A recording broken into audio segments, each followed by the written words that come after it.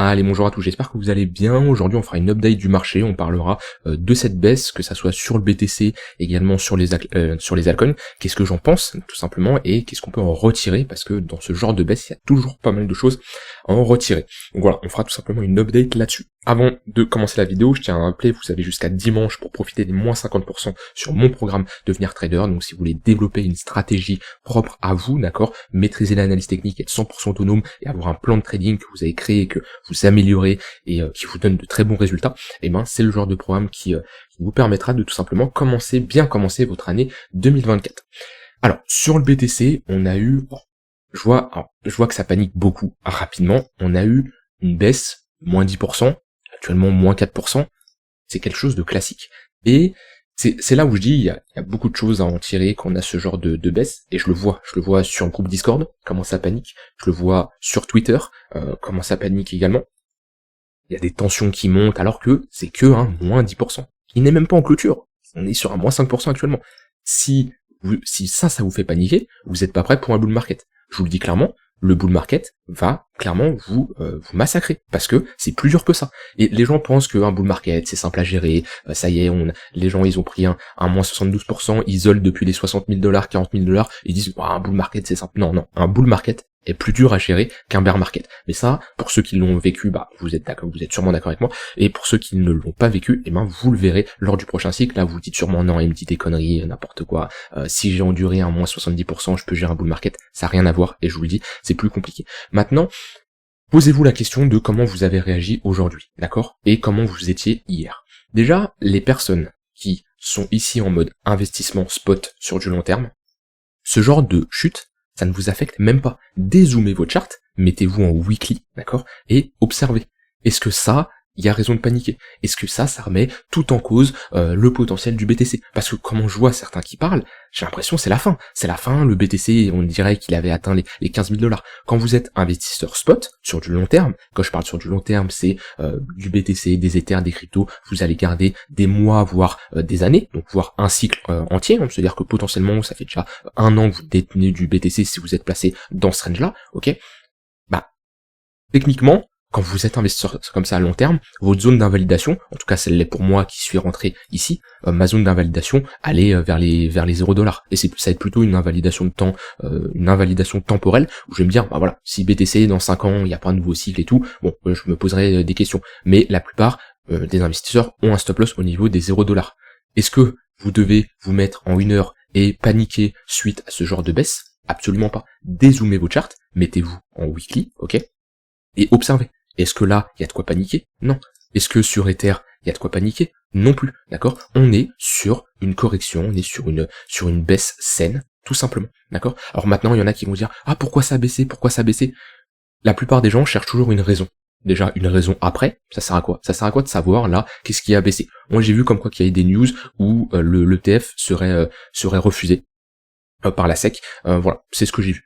Maintenant, est-ce que c'est vrai? J'en ai aucune idée. Moi, ce que je regarde, c'est ma bougie. Ma bougie, 4 heures, ma bougie qui est daily ici, elle est imprimée, elle est comme ça. Ma bougie 4 heures est imprimée, elle ne bougera plus, d'accord? Les news, ça peut venir, ça peut être faux, ça peut être vrai, voilà, on n'en sait rien. Moi, c'est ce que je regarde, c'est ma bougie, ce que m'a fait tout simplement ma bougie. Donc déjà, comme je l'ai dit, les investisseurs long terme, si vous avez paniqué là-dessus, si ce genre de baisse vous avez fait paniquer, il y a pas énormément de raisons, c'est vous êtes trop exposé, d'accord? Vous êtes trop exposé au marché. C'est possible si vous êtes débutant, si vous êtes arrivé il y a pas longtemps, vous connaissez pas trop ce genre de baisse, et comme je dis, habituez-vous, parce que une baisse de moins 30%, ça peut arriver, ok?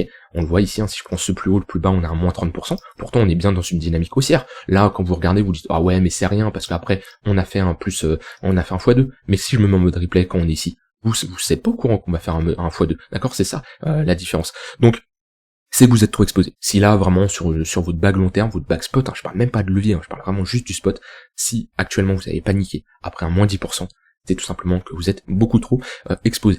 Donc ça, c'est vraiment pour la vue investisseur très long terme, ça doit pas vous impacter, et si ça vous impacte, remettez-vous en question, c'est qu'il y a quelque chose qui ne va pas dans votre stratégie. Maintenant, pour ceux qui font plutôt du trading court terme, moi j'ai pris des stops, voilà, j'ai pris un stop sur Chainlink, voilà, j'ai pris mon stop, ma position sur Matic, elle est toujours intacte, mais c'est là où c'est important de bien gérer son risque et d'avoir un setup qui tourne avec un bon risk reward. Pourquoi? Parce que j'ai 2 trades en cours, Matic et Chainlink, mais ceux qui suivent depuis quelques jours, j'avais une position sur Polkadot. Je sais pas si on va la voir, mais j'ai pris ici un risk reward de 3 pour 1, ok, où j'étais rentré, j'ai plus l'entrée exacte, mais j'étais rentré par là, avec un stop loss ici, et un risk reward de 3 pour 1, donc j'avais TP par là, ok. À partir du moment où j'ai un risk reward de 3 pour 1 qui passe, avoir 2 trades perdants, ça n'impactera pas, j'aurai deux R en moins, mais dans le sens où, avec un bon risk reward, c'est maîtrisé. C'est normal de se prendre des stop loss, d'accord? Si vous n'êtes pas à l'aise avec ça, et si là, on est venu chasser votre stop loss, ça soit sur BTC, ça soit sur des altcoins ou autre, si vous vous êtes dit, putain, fait chier, on m'a pris mon stop loss, pourquoi le marché fait ça, le marché est manipulé, non, c'est de votre faute, d'accord? Vous avez perdu, c'est de votre faute. Et ça doit faire partie de votre stratégie, ok? Il n'y a pas de stratégie avec 100% de win rate, c'est pas possible. Donc vous devez accepter de perdre de l'argent. Si vous n'êtes pas prêt à perdre de l'argent, je parle bien en trading, et même en investissement, dans tous les cas en investissement, vous devez accepter de perdre de l'argent parce que ça arrive de faire des mauvais investissements, et ben allez ailleurs. Allez ailleurs, mais en tout cas, ne faites pas du trading, n'investissez pas, parce que vous allez perdre de l'argent. Ça fait partie de l'équation. Et si vous n'êtes pas prêt pour ça, et que si vous trouvez toujours des excuses, ah oui, les news, ça fait tout chuter, le marché est manipulé, il y a des manipulations, non, ça c'est des excuses. Ça c'est des excuses, on s'en fout, et c'est pas comme ça que vous allez progresser. Donc voilà, ça c'était globalement ce que je voulais dire, surtout sur la partie psychologie. Commencez pas à prenez vos responsabilités, commencez pas à vous dédouaner en disant c'est la faute de qui, etc. Les investisseurs long terme, comme je l'ai dit, en aucun cas ça doit vous faire paniquer. Si vous paniquez, vous êtes trop exposé. Et sur du court terme, eh ben ça fait partie du jeu. Et c'est bizarre, quand on avait une tendance haussière, que tous les longs se passaient bien et que vous prenez des profits, là il n'y avait pas de le marché manipulé, le marché c'est les market makers qui poussent le prix à la hausse, c'est grâce à eux GTP. Non, là vous étiez les meilleurs. Maintenant, à partir du moment où on vient chercher votre stop loss, là c'est bizarre, c'est plus de votre faute. Non, c'est pas comme ça que ça se passe, et si vous raisonnez de cette façon, vous ne tiendrez pas longtemps sur le marché. Maintenant, sur le BTC, qu'est-ce que je constate d'un point de vue technique? On est toujours dans un range. Il n'y a même pas eu de cassure, on est toujours dans un range. Il n'y a pas eu de signaux de retournement, il n'y a rien eu. Alors, comme je l'avais dit, on avait ici un point assez clé, on avait break notre range, mais un break assez mou, hein. On peut dire qu'on l'a break vu qu'on a clôturé au-dessus de ce niveau-là, et également au-dessus de ce niveau-là, mais un break assez mou. Pourquoi? Parce que si je regarde cette pattern daily, là, cette bougie daily, on a déjà ravalé plus de 50% du plus haut qu'on avait fait. Donc c'est un break assez timide, ok? On n'a pas vraiment une bougie où les acheteurs ont le contrôle en entier.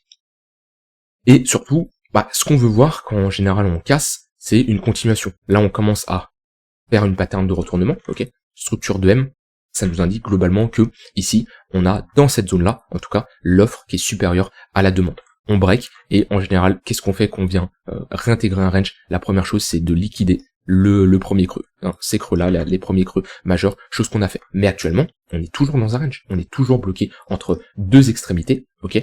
Et techniquement, de la même façon, la personne qui trade un range, tout ce qui se trouve au-dessus de la value area low, et si je veux même être plus précis, au niveau de cette zone-là, et au-dessus, voilà, globalement dans cette zone-là, c'est des opportunités ici de short et des opportunités ici de long, d'accord? La personne en 15 minutes, 1 heure qui s'est positionnée sur cette mèche-là, bien joué elle avait tout à fait raison pendant que tout le monde était en train de paniquer et en train de vendre. Donc voilà globalement ce que j'en pense du BTC.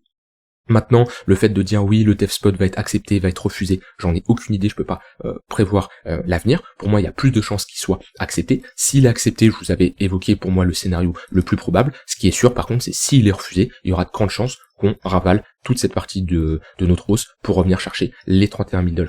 Et votre but, c'est pas d'anticiper. Votre but, c'est pas de vous dire, ok, le marché va faire ça, va faire ci. Non, absolument pas. Et c'est là la différence entre la personne qui trade réellement avec un plan, avec une stratégie, et la personne qui arrive sur le marché, qui ne sait pas quoi faire et qui va regarder les news, qui du jour au lendemain va passer bullish, bearish, qui va un peu faire du yo-yo et qui va long, short sans réelle stratégie. C'est que la personne cherche à anticiper. Moi, je vous ai toujours dit, je vous montre mes zones qui m'intéressent, les zones long terme au cas où on a une chute du BTC. Et je dis bien au cas où, j'en ai aucune idée si on va avoir cette chute-là, mais si on l'a, eh ben je serai prêt. Je sais où me positionner. Et pareil, si on a une hausse, je saurai comment accompagner cette tendance. Et voilà. Ne réagissez pas en fonction de vos émotions, de ce que vous voyez sur les réseaux, des gens qui disent ça y est, TF accepté, refusé. Regardez ce que le marché vous donne. Je parle bien au niveau des bougies, ok. Regardez ce que vous voyez. Et voilà, les bougies ne mentent pas. Les news, ça peut être des fakes, ça peut être, vous n'êtes pas sûr de votre source, etc. Les bougies, ils sont imprimés, ils sont là. Donc fiez-vous plutôt à ça. Donc voilà, ça c'était pour BTC. Ether globalement c'est pareil. C'est pareil. Alors lui on est venu chercher de la liquidité plus bas, à peu près comme pas mal d'altcoins qui chutent. Ce qui est intéressant dans ce genre de scénario, c'est de voir les alts qui résistent le mieux. C'est de voir celles qui... voilà, BNB qui sort de l'eau. On a BNB qui ravale assez vite. Ça nous montre comme quoi il y a des acheteurs. Ça nous montre qu'il y a de la demande. Et pour ceux qui font du trading, ceux qui cherchent à tout simplement longues les plus fortes, eh ben retenez dans votre tête, notez-les dans votre journal, notez tout simplement celles qui performent le mieux ou au moins celles qui chutent le moins. Et on a BNB, on a Arbitrum, je crois. Vous avez vu qu'il y avait, voilà, Arbitrum, ça c'est, on prend un moins 22% et on fait un plus 40% juste après. Ça c'est des alts qui sont fortes. Et voilà, c'est des alts qui ont une forte tendance haussière, qui nous montrent, on est sur un all-time low, voilà, l'alt est forte, on a un momentum qui est fort, d'accord. Et c'est là où je vous ai toujours dit, pour de la continuation de tendance, je parle vraiment de trading, concentrez-vous sur des alts qui sont fortes. Commencez pas à aller me trader une alt où on a une diff baissière, où on n'a pas un flux, où on est tout simplement sur des zones de résistance, non. Hope, j'ai pas regardé, aujourd'hui ce qu'elle nous fait. Bon, on a déjà quand même plus ravalé, mais ok, bon, Hope, moins forte que Arbitrum. Bon, après, elle a fait une meilleure performance ces dernières semaines, mais on a quand même ravalé de moins 20%. C'est énorme, dites-vous, c'est énorme. On a une chute de 20% et on ravale. Ça demande que moi ce que je vois, c'est qu'il y a de la demande ici. Il y a des acheteurs qui ont absorbé ici le panic sell de la plupart des gens. Alors il y a peut-être des alts qui réagissent moins bien, voilà, EGLD, etc. Mais comme je l'ai dit, on a des alts qui réagissent bien. Moi je cherche à me positionner sur Osmosis, qui est ici. Mais voilà, c'est moins 5%. Même Axelar, c'est pas terrible. Donc c'est pas une baisse où ça y est, c'est une grosse chute, ça y est, on est sur un moins 30%, où tout le monde panique et tout. Et je vois que ça panique déjà énormément juste sur un moins 10%. Si l'ETF est refusé, et qu'on va à 31 000 $, et qu'on se tape ici un moins 30%, où là ça sera une baisse type crypto, voilà, qu'on a de temps en temps, et encore des fois on se tape des moins 50%, mais voilà, une baisse classique des cryptos qui arrive une fois de temps en temps, quand même, c'est pas, on n'a pas des moins 30% non plus tous les jours, mais ça arrive, hein. L'année dernière, même pendant tout le bear market, on a eu des grosses baisses de plus que moins 30%, mais voilà, là ça serait classique. Et là, vu que je vois déjà comment c'est la guerre, comment tout le monde panique et tout, ça s'excite de partout, si on se tape un moins 30%, ça va être un bon bordel. Donc moi là-dessus, qu'est-ce que j'ai envie de vous dire? Déjà, surveillez comment vous avez réagi à cette annonce, vous pouvez énormément en apprendre sur vous-même. C'est dans ces moments-là où vous pouvez savoir les erreurs que vous avez fait, si vous avez panic sell, si vous êtes rentré en FOMO short tout en bas, si vous n'avez pas respecté votre plan, si vous êtes fait influencer par quelqu'un, voilà, c'est là où vous pouvez apprendre énormément. Et là, je sais, la plupart des gens qui m'écoutent, ils me disent ouais bon vas-y, oui moi j'ai fait ça, ils fuient leurs responsabilités. Si tu fuis tes responsabilités, tu ne vas pas progresser et ça sert à rien. Arrête de trader, arrête d'investir parce que tu vas te foirer, tu vas te casser la gueule. Je préfère dire les termes. Ça sert à rien que je te dise tout va bien se passer, ça va être magique, ça va être simple. Non, c'est la vérité. Si tu commences à te dédouaner tes responsabilités, à te dire ok le marché est manipulé, on a pris mon stop loss, c'est pas de ma faute, j'ai pas de chance. Non, c'est pas du tout comme ça que ça se passe. Donc fais un point sur toi-même.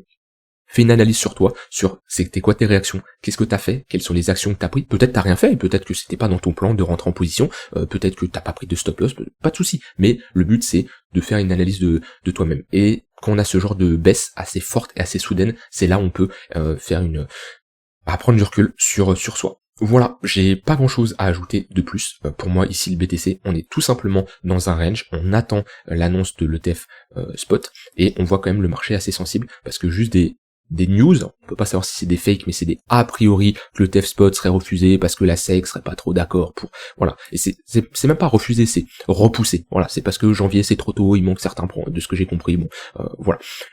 Comme je dis, on patiente. Ceux qui sont holders long terme, qui visent un nouvel ATH, qui ont des 150 000 $, ça doit même pas vous impacter, ce genre de choses. Si on a un retracement plus profond, ça laisse une opportunité pour se positionner, ok. Et voilà, après, pour ceux qui font du trading, ça c'est vraiment propre à vous, propre à votre stratégie. Parce que dites-vous, pendant une séance de trading, quelqu'un peut avoir un short, quelqu'un peut avoir un long, et les deux fassent des profits, parce que les deux scénarios se réalisent. Tout est en fonction de votre gestion de risque, là où vous mettez votre zone d'invalidation. Donc c'est pour ça, le trading c'est vraiment subjectif, ça sert à rien de copier telle personne ou telle personne, ce qu'il faut c'est développer une méthode, comprendre comment ça fonctionne, faut bien sûr avoir une base d'analyse technique, etc. Mais après il y a l'expérience sur les marchés et voilà la stratégie de trading que tu mets en place, que tu développes. Mais c'est pas parce que un tel est en train de short que toi tu longues de ton côté ou ça y est tu dois inverser ta position parce que ton pote t'a dit short. Non, c'est pas du tout comme ça que ça se passe.